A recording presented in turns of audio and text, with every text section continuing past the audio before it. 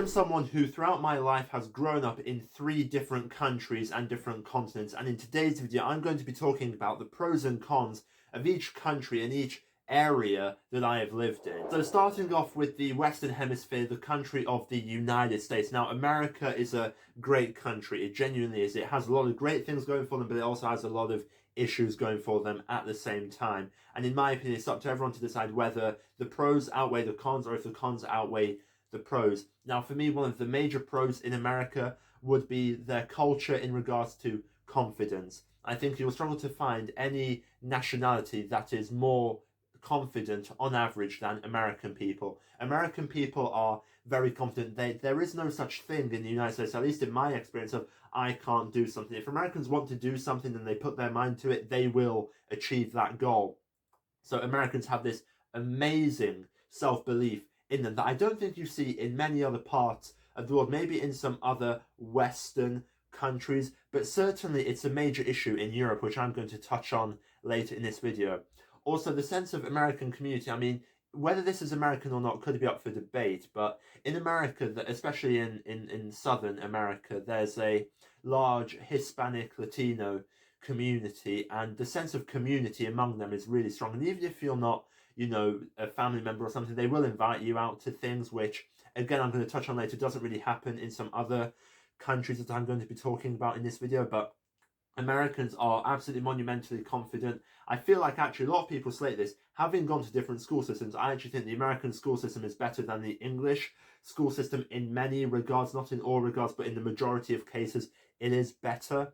And all in all, that sense of freedom and, you know, that sense of self-belief and I can do something if I put my mind to it is something that America is absolutely winning over any country in the rest of the world. Now, in regards to the key issues with America, number one, that would be about citizenship, obviously. Citizenship-based taxation. American and Eritrea, get rid of that. Also, a major issue I have as someone who loves to travel is that American TSA are just horrible. There's no other way to put it. I don't know how anyone can, who has any sense of intelligence, can ever think that that job would be good for them, because they genuinely, like, the average TSA agent in America, in an American airport, is so rude the way they are. I mean, there's absolutely no need for it. I understand that after 2001 they introduced that law, but look, if you travel in other parts of the world, it's so different. And once you understand that, you realize that this whole rude attitude that TSA agents have, and actually immigration and border control have as well, sometimes, not all the time.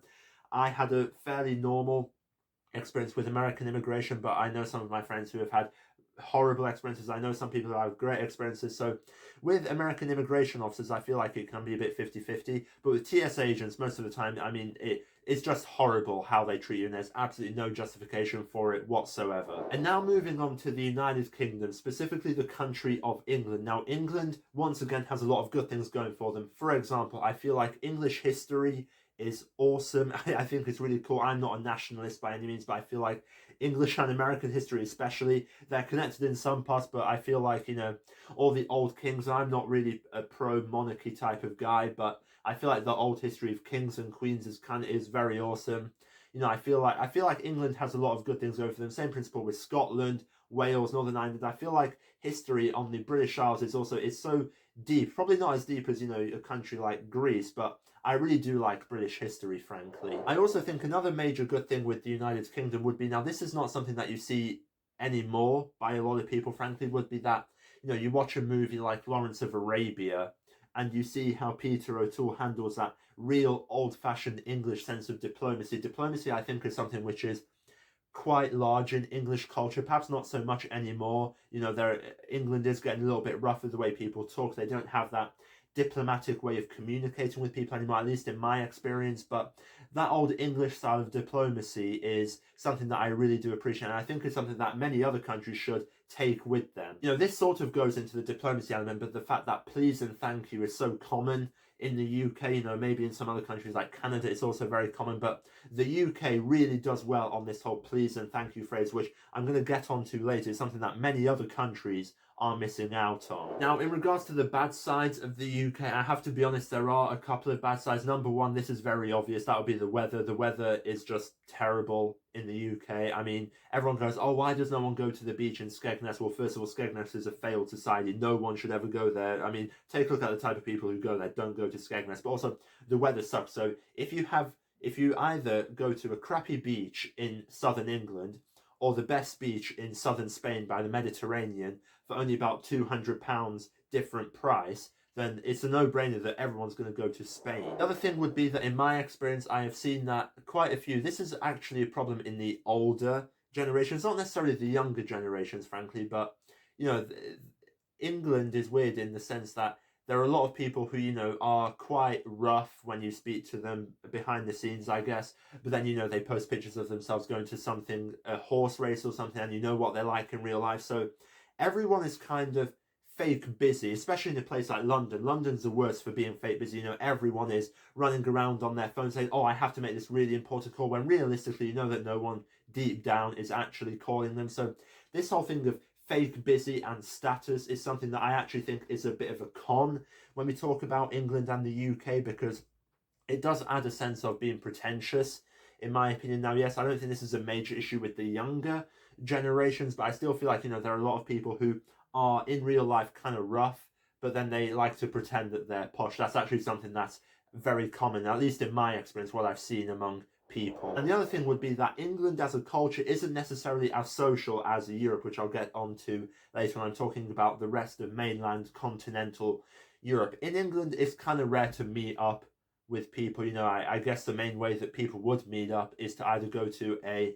race or a sporting event or something, or they would go to a cafe. This whole thing of inviting people over is super, super rare. And that to me is a bit of a con, because I don't feel like there's a great sense of community going on there if no one really invites each other around. Now, I'm not saying you have to know everyone. I hate the idea of a small town mindset, but you should be inviting your friends over as much as you can to just socialize and just to, you know, make good memories, I guess. So that is something that I think the UK is really missing out on. And now we're going to be talking about the mainland continental Europe. Now, this actually, in my experience, applies to many countries among mainland continental Europe. Now, the major pros with Europe is their history and their culture. You know, if we take a country like Portugal or Cyprus or Germany or anything, they have very deep history, you know, with all these different empires and kingdoms. So that is kind of cool if you're a bit of a history buff. Number two, Europe is super well connected in regards to trains. Not necessarily the former Iron Curtain countries,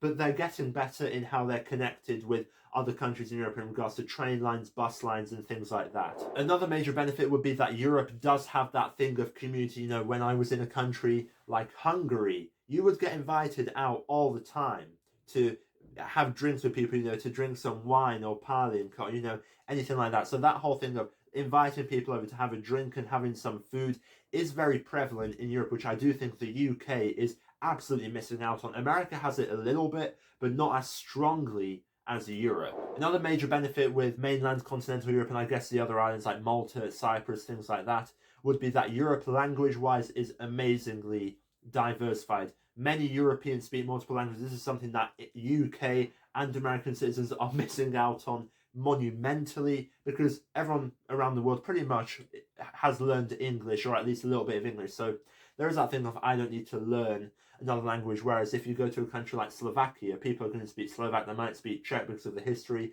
If they live on the Hungarian border, they might speak a little bit of Hungarian, they might speak German. So in regards to language diversification, Europe has absolutely taken the cake with this. Now, in regards to the bad sides of Europe, one thing that I will say is that Europe has been delayed, especially some countries that were in the old Iron Curtain, in regards to their diplomacy. You know, the phrases please and thank you don't really exist. Again, this is a problem with the older generations, in my experience. The younger generations are becoming a lot more diplomatic, I guess, and they are just nice, whereas the older generations are still, you know, please and thank you just doesn't exist in their vocabulary, which I don't think is a good enough excuse.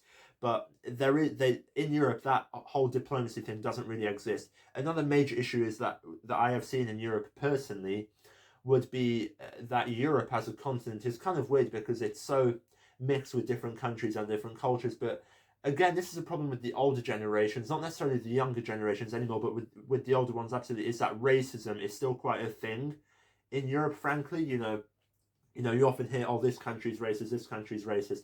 Go to a European country and just listen to how some people talk about ethnic minorities. Listen to the vocabulary and the semantics that they use and what they say. Are talking about, how they wouldn't want their kids marrying someone of a different race. That is sadly still a big part of some European countries, not all of them. And again, this is not every European person of said country. This is, in my experience, predominantly an issue with the older generations, not so much with the younger generations, but with the older generations. I must admit that racism is still quite a large issue. All in all, these have been my experiences living across multiple countries around the world. I'm sure anyone who has lived abroad in their life has also had similar experiences, and I'm curious to know that if you have lived abroad in your life, what your experiences have been, along with what countries you have lived in and what countries you would like to live in the future. Let me know down in the comments below. I'd love to have a great conversation with you guys, and if you like this video, you can click right here, subscribe to this information on YouTube, and if you want to follow me on my other social media, you can follow me on Instagram, X, and Rumble. They'll all be down below in the description.